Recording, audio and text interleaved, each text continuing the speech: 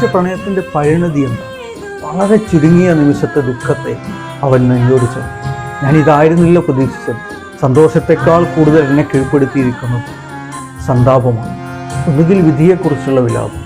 എനിക്ക് സന്തോഷിക്കാനുള്ള ഒരു വകയും ഞാൻ കാണും.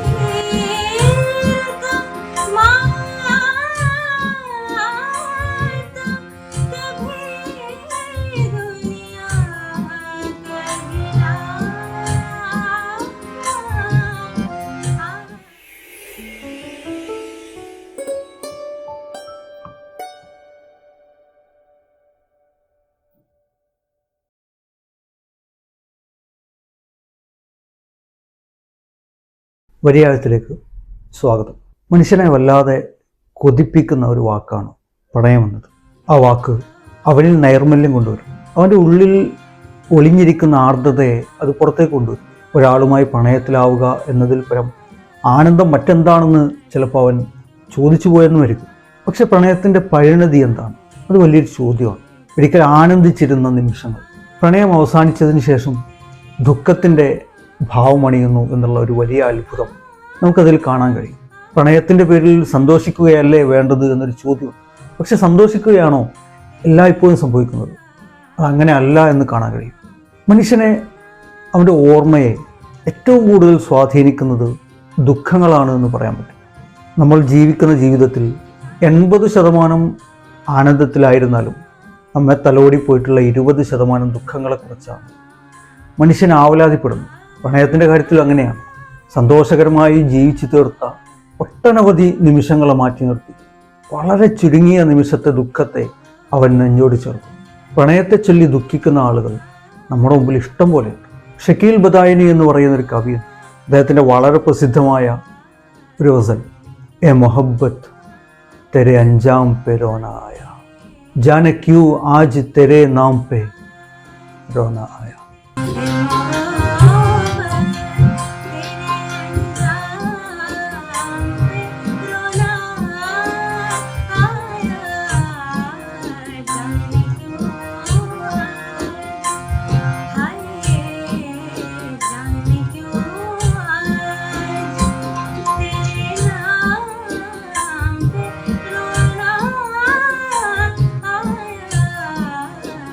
ए मोहब्बत तेरे अंजाम पे रोना आया.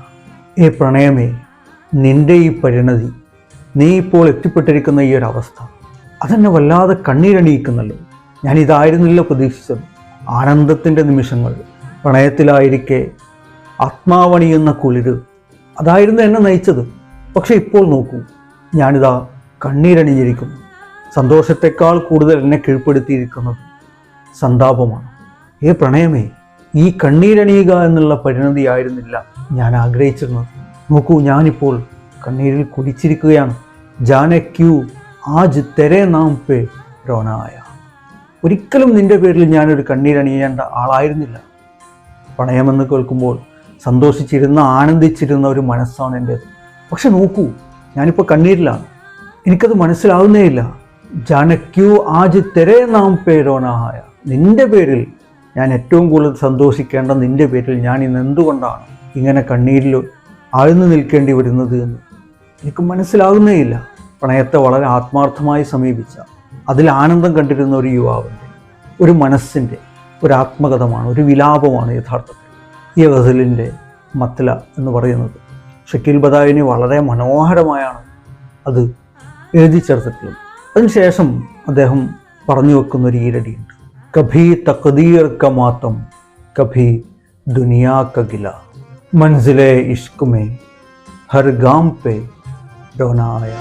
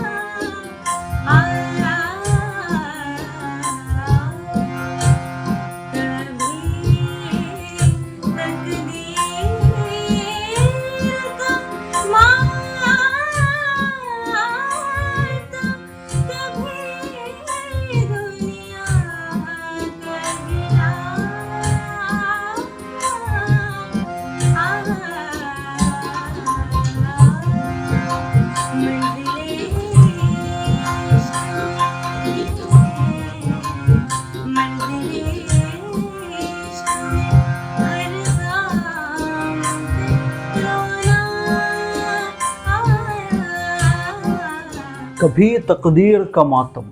പ്രണയത്തിൻ്റെ ഏത് നിമിഷവും എനിക്ക് ദുഃഖഭരിതമായൊരു സമയമാണ്. എന്താ? തഖ്ദീർ ക മാത്തം. ചില സമയത്ത് അത് വിധിയെ ചൊല്ലിയുള്ള വിലാപമാണ്. എൻ്റെ വിധി ഇങ്ങനെ ആയിപ്പോയല്ലോ എന്ന് ആലോചിച്ചിട്ടുള്ള മനസ്സിൻ്റെ വല്ലാത്തൊരു വിങ്ങൽ. എന്നാൽ ചില സമയത്തോ കഭി ദുനിയാ കവില, ഈ ദുനിയാവിനെ പറ്റിയുള്ള പരാതി. ഒന്നുകിൽ വിധിയെക്കുറിച്ചുള്ള വിലാപം, അല്ലെങ്കിൽ ഈ ലോകത്തെക്കുറിച്ചുള്ള, ഈ ദുനിയാവിനെ കുറിച്ചുള്ള പഴി. രണ്ടായിരുന്നാലും മൻസിലെ ഇഷ്കുമേ ഹർ ഗാം പേ റോനായ. ഈ പ്രണയസ്ഥാനത്തേക്കുള്ള, പ്രണയ ലക്ഷ്യത്തിലേക്കുള്ള ഓരോ ചവിട്ടടിയും, ഓരോ കാൽവെപ്പും ഈ പ്രണയത്തിൻ്റെ ആനന്ദമാകുമെന്ന് ഞാൻ വിചാരിച്ച നിമിഷങ്ങളിൽ ഓരോ കാൽവെപ്പിലും പക്ഷേ എനിക്കിതാ കരച്ചിൽ വന്നുകൊണ്ടിരിക്കുകയാണ്. എനിക്ക് സന്തോഷിക്കാനുള്ള ഒരു വകയും ഞാൻ കാണുന്നില്ല. ഈ ദുനിയാവിനെ ചൊല്ലി ചിലപ്പോൾ പഴി പറയേണ്ടി വരുന്നു, ചിലപ്പോൾ എൻ്റെ വിധിയെക്കുറിച്ച് ഞാൻ കണ്ണീരണിയേണ്ടി വരുന്നു, വിലപിക്കേണ്ടി വരുന്നു. പ്രണയത്തിലേക്ക് നടന്നടുക്കും തോറും പടച്ചവനെ, കണ്ണീരണിയാൻ മാത്രമാണല്ലോ എൻ്റെ വിധി എന്നാണ് കവി പറഞ്ഞു വെക്കുന്നത്. വളരെ മനോഹരമായൊരു ഗസൽ. അതിൽ വേറെയും ഈരടികളുണ്ട്. നമുക്ക് അവയിലേക്ക് മറ്റൊരിക്കൽ ചെന്നെത്താം. ഏറെ നന്ദി.